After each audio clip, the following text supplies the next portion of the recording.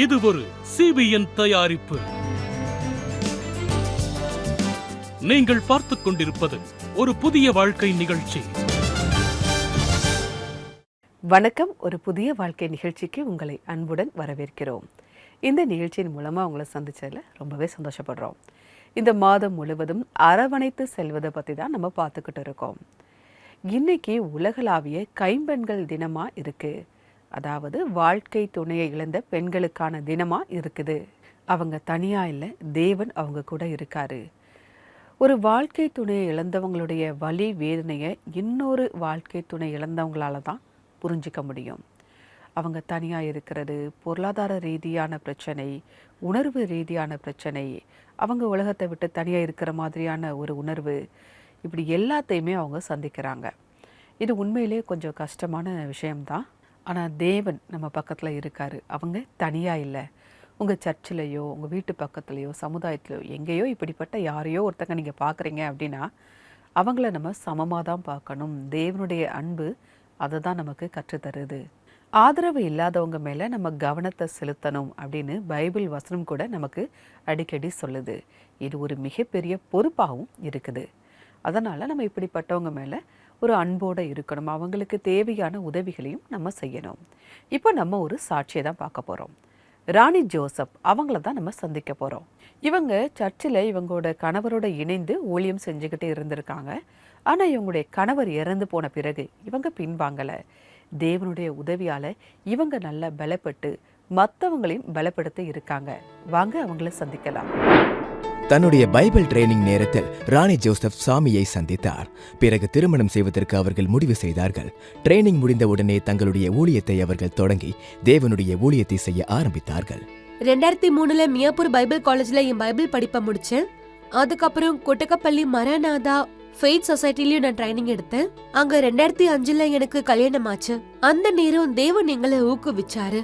நாங்க தேவனோட ஊழியக்காரர்களை பத்தி படிச்சோம். அப்புறம் நாங்க நேரு நகருக்கு போயிட்டோம். சில வருடங்களிலேயே ராணி மற்றும் ஜோசப்பினுடைய குடும்பமும் வளர்ந்தது, ஊழியமும் வளர்ந்தது. எங்களுக்கு 3 பொண்ணுங்க இருக்காங்க. மத்தவங்க பல விதமா பேசினாங்க. இவங்களுக்கு 3 பொண்ணு இருக்குன்னு சொன்னாங்க. சில சொந்தக்காரங்க கிண்டல் கூட பண்ணாங்க. ஆனா தேவன் எங்களுக்கு செஞ்சு கொடுத்த வாக்குறுதியில நாங்க ரொம்ப நம்பிக்கையா இருந்தோம். அதனால எங்களுக்கு 2 மகன்களும் பிறந்தாங்க.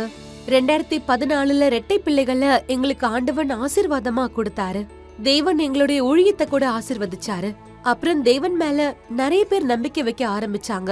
அவங்க ஆசீர்வதிக்கப்பட்டதை பார்த்து நாங்க சந்தோஷப்பட்டோம். ராணி தன்னுடைய குடும்பம் வளர்வதை பார்த்து மிகவும் சந்தோஷமாக இருந்தார். ஆனால் திடீரென்று ஒரு நாள் அவருக்கு ஒரு விபத்து ஏற்பட்டது. என்னோட மகன்களுக்கு 5 மாசம் ஆனப்ப என் கணவருக்கு திடீர்னு ஜுரம் வந்துச்சு. அப்ப அவருடைய பிளேட்லெட்டோட அளவு ரொம்ப குறைஞ்சு போயிடுச்சு. நாங்க அவரை வேகமா ஹாஸ்பிட்டல்ல போய் சேர்த்துட்டோம். ஆனா துரதிருஷ்டவசமா அடுத்த 2 நாள்லயே அவரு உடல்நிலை ரொம்ப மோசமானதால அவர் தேவன் கிட்ட போய் சேர்ந்துட்டாரு. மனம் உடைந்து போன ராணிக்கு முன்பாக பதிலே தெரியாத நிறைய கேள்விகள் நிறைந்து இருந்தது. தேவனே, இதெல்லாம் என்னது? என் 5 குழந்தைங்களுக்கு என்ன ஆகும்? எனக்கு என்ன ஆகும்? என் சர்ச்சுக்கு என்ன ஆகும்? ஏன் அவர் உங்ககிட்ட கூப்பிட்டுக்கிட்டீங்கன்னு நான் தேவன் கிட்ட கேட்டேன். நாட்கள் போக போக தைரியம் மற்றும் உத்வேகத்திற்காக ராணி தன்னுடைய இரட்சகரான ஆண்டவர் இயேசு கிறிஸ்துவை நோக்கி பார்த்தார். அந்த நேரம் தேவன் என்கிட்ட பேச தொடங்கினாரு. ஆகாயத்து பட்சிகளை கவனித்து பாருங்கள். அவைகள் விதைக்கிறதும் இல்லை, அறுக்கிறதும் இல்லை, களஞ்சியங்களில் சேர்த்து வைக்கிறதும் இல்லை. அவைகளுக்கும் நான் உணவளிக்கிறேன். அவைகளை காட்டிலும் நீ விசேஷமானவள். உனக்கும் தேவையானதை தருவேன். இந்த வசனத்தை மேல என்னுடைய கவனத்தை வச்சு தொடர்ந்து அவர் சமூகத்துல இருந்து நான் ஜெபம் பண்ணிக்கிட்டே இருந்தேன். எதை பத்தியும் கவலைப்படவே இல்ல. சிங்கக்குட்டிகள் தாழ்ச்சி அடைந்து பட்டினியா இருக்கும். ஆனா என் மேல நம்பிக்கை வைக்கிறவங்க ஒருபோதும் பட்டினியா இருக்க மாட்டாங்கன்னு சொல்லி தேவன் என்ன ஊக்குவிச்சாரு. ராணி மீண்டும் தேவனுடைய ஊழியத்தை செய்ய தொடங்கினார். பல நபர்கள் அவருடைய தைரியத்தை உடைக்க முயற்சி செய்தாலும் கூட அவர் தன்னுடைய நோக்கத்தில் உறுதியாக இருந்தார். என் கணவரோட மரணத்துக்கு அப்புறமா நான் தேவனோட ஊழியத்தை செய்ய தொடங்கினப்போ ஒரு பெண் இப்படி செய்யக்கூடாதுங்கிற கொள்கையுடைய பல தேவனோட ஊழியர்கள் இருந்தாங்க. ஆனா நான் பைபிள் வாசிச்சு ஒரு விஷயத்த புரிஞ்சுக்கிட்டேன். அதாவது தேவன் ஒருபோதும் ஆண் பெண்ணு பாகுபாடு பார்த்ததே கிடையாது. அவர் எல்லாரையுமே ஒன்னாதான் பாப்பாரு. அதனாலதான் தேவர் எஸ்தர், டெபோரா, ரூத் இந்த மாதிரி பெண்களுக்கு வாய்ப்பு கொடுத்தாரு. தேவன் தன்னுடைய வேலைகளுக்காக பல பெண்களை பயன்படுத்தி இருக்காரு. அப்படி இருக்கும்போது என்னால மட்டும் ஏன் ஊழியம் செய்ய முடியும்? ராணி தன்னுடைய வாழ்க்கையில் தொடர்ந்து முன்னேறிய போது தேவனுடைய வாக்குறுதிகள் தன் வாழ்க்கையில் நிறைவேறுவதை அவர் பார்த்தார். தேவனோட வசனத்தின்படி சிங்கக்குட்டிகளுக்கு கூட குறைகள் வரும், ஆனா தேவனோட வார்த்தை மேல நம்பிக்கை வைக்கிறவங்களுக்கு எப்பவுமே எந்த குறையும் வராது. என் வாழ்க்கையில என்னெல்லாம் வாக்குறுதி கொடுத்திருந்தாரோ அது எல்லாத்தையுமே நிறைவேத்தினாரு. தேவன் என்ன பலப்படுத்தினாரு. நான் மத்தவங்களுக்கு உதவி செய்யவும் ஊக்குவிக்கவும் முயற்சி செய்யறேன். பல பேருக்கு என்ன ஒரு ஆசீர்வாதமா அவரு படைச்சிருக்காரு. இன்றைக்கு ராணி ஜோசப் நேர்மையோடு தன் குடும்பத்துடன் இணைந்து ஆண்டவர் இயேசு கிறிஸ்துவினுடைய ஊழியத்தை செய்து கொண்டு வருகிறார். மேலும் அவருடைய வாழ்க்கையில் நடந்த எல்லாவற்றிற்கும் தேவனுக்கு நன்றி கூறுகிறார். நான் என் இதயத்துல இருந்து நம்மளுடைய மகிமையான தேவனுக்கு நன்றி சொல்றேன். ஒவ்வொரு முறையும் நான் கீழே விழுந்தப்ப, என் மனசு உடைஞ்சு போனப்ப தேவன் அவர் வசனம் மூலமா என்ன ஊக்குவிச்சாரு. எனக்கு அது உண்மையிலேயே ரொம்ப சந்தோஷத்தை கொடுத்தது. இன்னைக்கு நான் உயிரோட இருக்கனா தேவன் என் வாழ்க்கையில அற்புதத்தை செஞ்சதாலையும் அவர் என்ன ஊக்குவிச்சதாலையும் மட்டும்தான். அவர் வசனம் மூலமா என்ன அவரு பலப்படுத்திருக்காரு. அதனால என் வாழ்க்கை முழுக்க நான் அவருக்கு நன்றி சொன்னாலும் அது ரொம்ப கம்மியா தான் இருக்கும். இன்னைக்கு நான் தைரியத்தோட தேவனுடைய சமூகத்துல இருக்கிறதுக்கு காரணமே அவருடைய வசனம் எனக்கு பலமா இருக்கிறதுனாலதான். மேலும் என்னோட தேவனை நான் ரொம்பவே கனப்படுத்துறேன். நன்றி ராணி மேடம், உங்களுடைய சாட்சிக்காக மிக்க நன்றி. தேவன் உங்களை ஆசிர்வதிப்பாராக. நீங்களும் இப்படிப்பட்ட ஒரு நிலையில இருக்கீங்களா? நீங்க தனியா இல்லை, தேவன் உங்க கூட இருக்காரு. அவர் உங்க கூட பேசுறாரு. அவர் உங்களுடைய பொருளாதார தேவைகளையும் சந்திக்கிறார். தேவன் எப்பவுமே உங்களுக்கு உதவி செய்யக்கூடியவராக இருக்கிறார். ஒருவேளை நம்மளை சுற்றி இருக்கவங்கள இப்படிப்பட்ட நபர்களை நீங்கள் பார்க்கும்போது நீங்கள் அவங்க மேலே அன்பாக இருக்கணும். அவங்களுக்கு தேவையான உதவிகளை நீங்கள் செய்யணும். ஆனால் இந்த சமுதாயம் என்ன செய்யுது? இப்படி யாராவது ஒருத்தங்க வாழ்க்கை துணையை அவங்க இழந்துட்டாங்க அப்படின்னா முதல்ல நம்ம அவங்கள ஒதுக்கி வைக்க ஆரம்பிக்கிறோம். ஆனால் தேவன் அதை விரும்புவது கிடையாது. தேவன் முன்னாடி நம்ம எல்லாருமே சமம்தான். எல்லாரையுமே அவர் சமமாக தான் நேசிக்கிறாரு. ஆதரவற்றவங்களுக்கு நம்ம உதவி செய்யும்போது தேவன் நம்மை ஆசிர்வதிக்கிறார். உத்வேகம் தரக்கூடிய பைபிள் வசனங்களை இப்போ நான் உங்களுக்காக வாசிக்கிறேன். ரூத் 2ஆம் அதிகாரம் 10-11 வசனங்கள். அப்பொழுது அவள் தரையிலே முகங்குப்புற விழுந்து வணங்கி, நான் அந்நிய தேசத்தாளா இருக்க நீர் என்னை விசாரிக்கும்படி எனக்கு எதினாலே உம்முடைய கண்களில் தயை கிடைத்தது என்றாள். அதற்கு போவாஸ் பிரதியுத்தரமாக, உன் புருஷன் மரணமடைந்த பின்பு நீ உன் மாமியாருக்காக செய்ததும், நீ உன் தகப்பனையும் உன் தாயையும் உன் ஜன்ம தேசத்தையும் விட்டு முன்னே நீ அறியாத ஜனங்களிடத்தில் வந்ததும் எல்லாம் எனக்கு விவரமாய் தெரிவிக்கப்பட்டது. பைபிளில் இந்த சம்பவத்தை நம்ம பார்க்குறோம். அதாவது ரூத்துடைய கணவர் இறந்து போயிருந்தாரு. ரூத்துடைய மாமியாரான நகோமி ரூத்தை பார்த்து சொல்கிறாங்க, நீ உன்னுடைய சொந்த வீட்டுக்கு நிப்போ, நீ உன்னுடைய ஜனத்திற்கு நிப்போ அப்படின்னு சொல்லும்போது ரூத் என்ன பண்ணுறாங்க, அந்த அவங்க மாமியாரை விட்டு விலகி போகலை, அவங்க மாமியார் கூடவே இருக்கிறாங்க. அதனால தான் போவாஸுடைய தயவு ரூத்துக்கு கிடைச்சிது. ரூத் கேட்குறாங்க, ஏன் எனக்கு தயவு காமிச்சேங்க அப்படின்னு கேட்கும்போது போவாஸ் சொல்கிறாங்க, நீ உன்னுடைய மாமிக்கு செஞ்ச எல்லாத்தையுமே நான் கேள்விப்பட்டேன். உன்னுடைய மாமியார் விதவையாக இருந்தாங்க, ஆனால் நீ அவங்கள தனியாக விடலை. அதாவது நகோமியோடைய கஷ்டமான காலத்தில் ரூத் அவங்க கூட இருந்ததுனால தான் போவாஸுடைய கண்களில் அவருக்கு தயவு கிடைச்சிது. இதை தான் அவர் சொல்கிறாரு.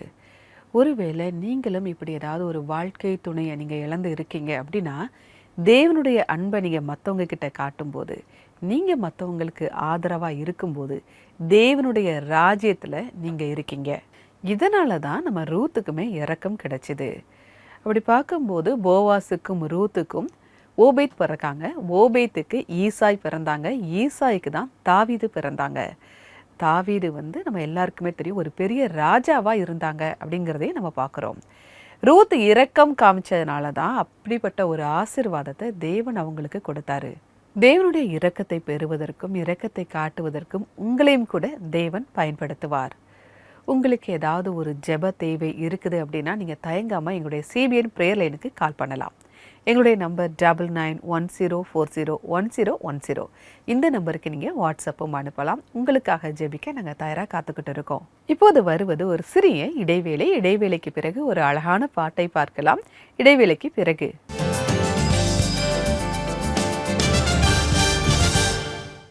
பிள்ளைகளே, ஸ்கூல்லையும் காலேஜ்லயும் உங்களை மற்றவங்க அங்கீகரிக்க மாட்டேங்கிறாங்களா? நீங்க பாரபட்சத்தை எதிர்கொள்ள வேண்டியிருக்கா? ஒருவேளை இப்ப வரைக்கும் கூட உங்க வேலையில வேறுபாடு காட்டப்படலாம். சமூகத்திலையும் சமுதாயத்திலையும் உங்களுக்கு அங்கீகாரம் கிடைக்காதப்போ அது எவ்வளோ பெரிய கஷ்டமா இருக்கும். இந்த மாதிரி கடினமான நேரத்துல நீங்க சோர்ந்து போகாதீங்க. ஜெபத்துக்கு முக்கியத்துவம் கொடுங்க. அப்பா அவரு உங்களுக்கு சரியான நண்பன், சரியான சூழல், அந்த சூழலை கடந்து போக உங்களுக்கு பலம் தருபடி தேவன் கிட்ட கேளுங்க. நண்பர்களே, இந்த ஜூன் மாதத்துல ஒரு புதிய வாழ்க்கை டிவி நிகழ்ச்சியில சிபிஎன் பிரேயர் லைன் உங்களுக்காக ஒவ்வொரு வெள்ளிக்கிழமையும் ஜெபம் பண்ணும். இந்த ஜெபத்துல நீங்க கண்டிப்பா கலந்துக்கோங்க. வெள்ளிக்கிழமை தவிர மத்த எந்த நாள் வேணாலும் நீங்க சிபிஎன் பிரேயர் லைனுக்கு கால் பண்ணலாம். இல்லனா வாட்ஸ்அப்ல உங்க ஜெப வேண்டுகோளை நீங்க தெரிவிக்கலாம். நாங்களும் உங்க கூட சேர்ந்து ஜெபம் பண்ணுவோம். அதுக்கான நம்பர் 9910401010.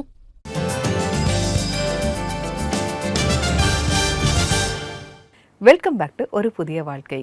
உலகளாவிய கைம்பெண்கள் தினத்தை முன்னிட்டு வாழ்க்கை துணையை இழந்த பெண்களுக்கு நம்ம ஆதரவாக இருக்கணும் அப்படிங்கிறத பற்றி தான் பேசிக்கிட்டு இருக்கோம். இப்போது ஒரு பாடலை பார்க்க போகிறோம். ஜூன் 21 உலகளாவிய இசை தினம் கொண்டாடுதோம். நமக்குள்ள எவ்வளவு வேறுபாடுகள் இருந்தாலும் சரி, மொழி, கலாச்சாரம், இப்படிப்பட்ட வேறுபாடுகள் இருந்தாலும் சரி, இசை நம்ம எல்லாத்தையுமே ஒன்று சேர்க்குது. இப்போ நம்ம ஒரு பாடலை தான் பார்க்க போகிறோம். நம்முடைய நிகழ்ச்சிகள்லையுமே நிறைய மொழிகளில் நம்ம பாடல்களை பார்க்குறோம். நமக்கு மொழி புரியலனா கூட அவங்களுடைய உணர்வுகள் நமக்கு புரியும். நம்ம எல்லாருமே தேவனை ஆராதனை செய்கிறோம். அந்த ஒற்றை புள்ளியில் நம்ம எல்லாருமே இணைஞ்சிருக்கோம். வாங்க ஒரு ஆராதனை பாடலை பார்க்கலாம். ஜகத் में राज करेगा, हालेलुया हालेलुया, उसका धन्यवाद करो. राजाओं का राजा यीशु राजा जगत में राज करेगा, हालेलुया हालेलुया, उसका धन्यवाद करो.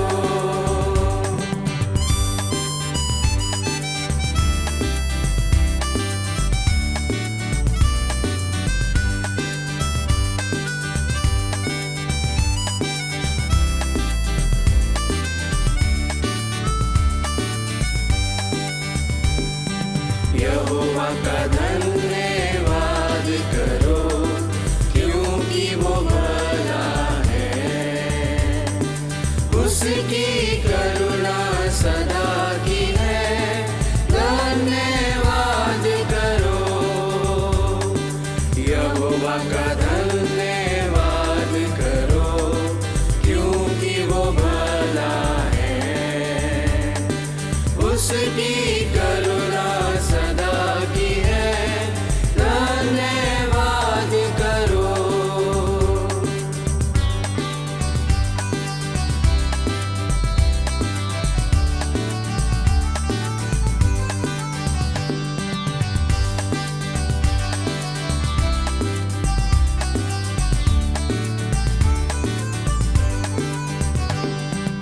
जो ईश्वरों का परमेश्वर है, उसका धन्यवाद करो,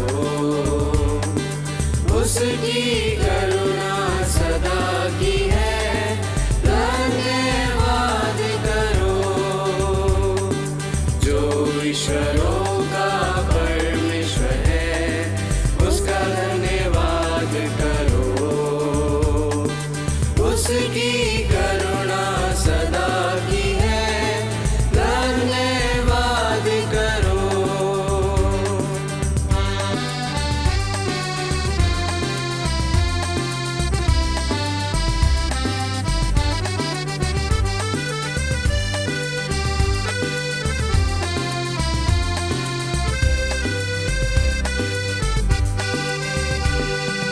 जो प्रभुओं का प्रभु है, उसका धन्यवाद करो,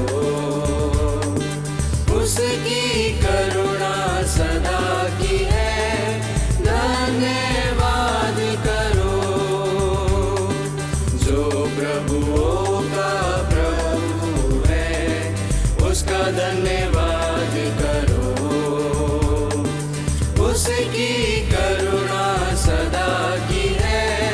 धन्यवाद करो. राजाओं का राजा यीशु राजा जगत में राज करेगा, हालेलुया हालेलुया, उसका धन्यवाद करो.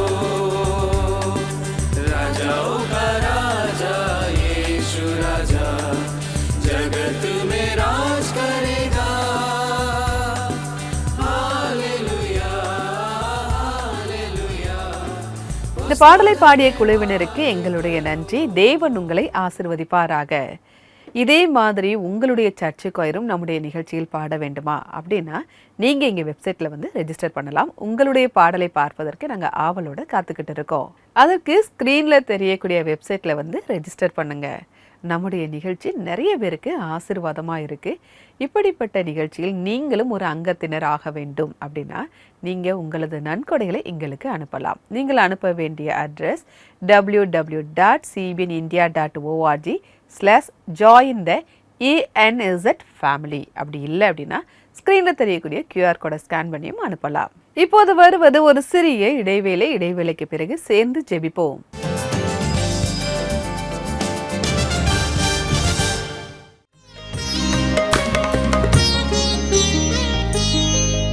यहोवा कायम रखदा है,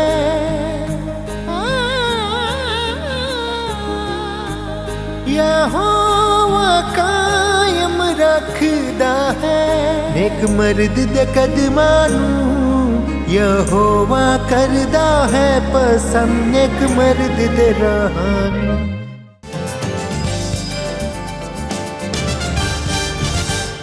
வெல்கம் பேக் டு ஒரு புதிய வாழ்க்கை.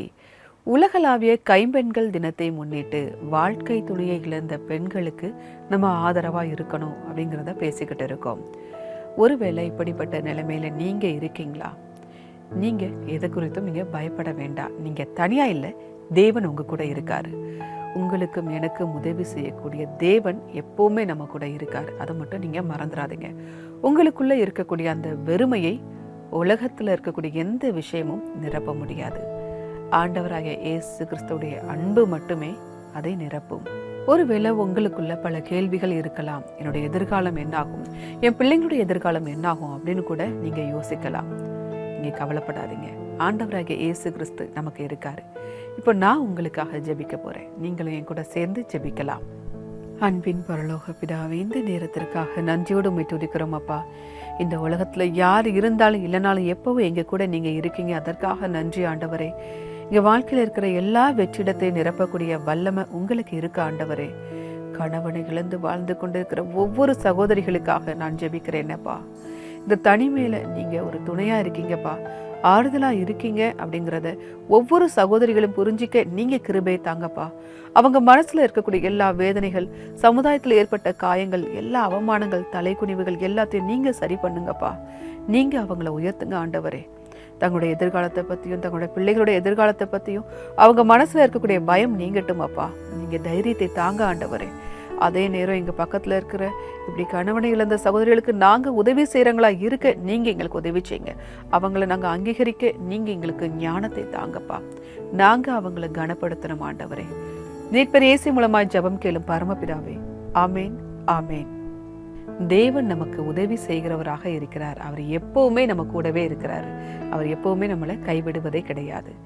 இன்றைக்கான பிரேயர் டிப் என்ன, அதையும் பார்ப்போம்.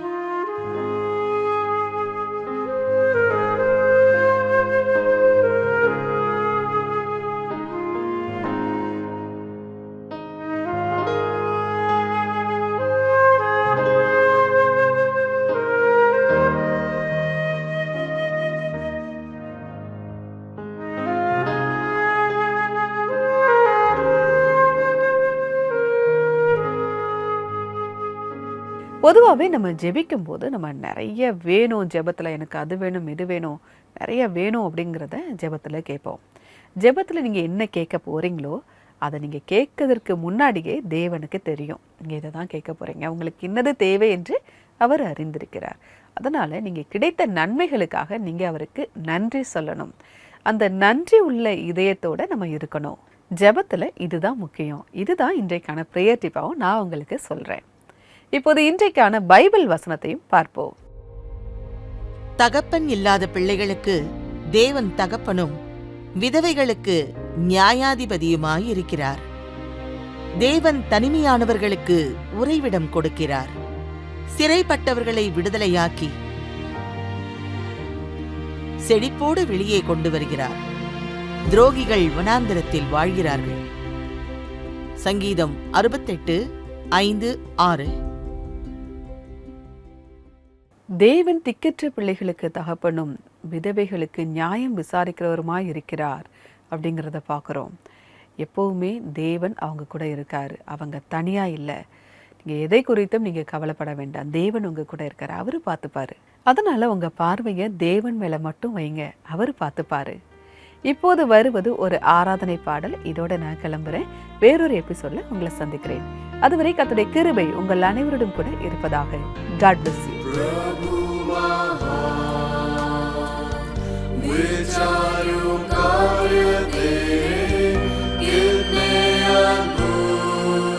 जो तूने बनाए देखो